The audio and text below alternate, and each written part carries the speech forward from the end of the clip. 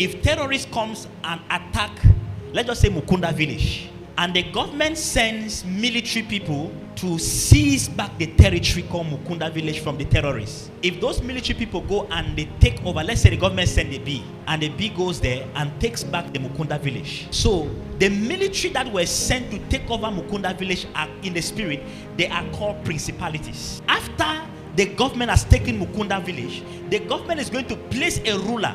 The president of the country will not come to rule Mukunda village. They will now place somebody to be in charge of Mukunda village. That person they place in charge of Mukunda village is called a dominion. So in the spirit, when a territory is conquered, who they send to conquer the territory is called principality.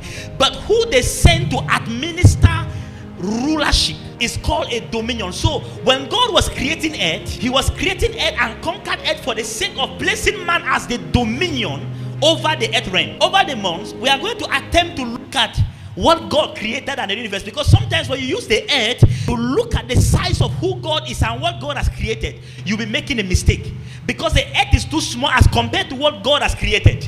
The earth is just one planet in the galaxy, and there are trillions of galaxies.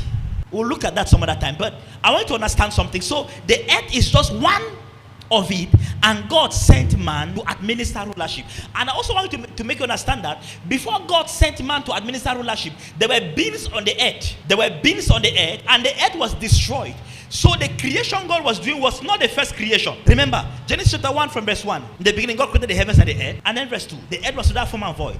Darkness was upon the face of the deep. So something had happened to the earth, which it was destroyed, and God began to recreate. So man was not the first being. Of course, we know that there was a time that Lucifer was sent as a dominion to be in charge of the earth realm. So there were beings and creatures on the earth. Now, our focus today, like we said, is be fruitful. Remember, we also established the fact that to have dominion, you must be able to begin with being fruitful.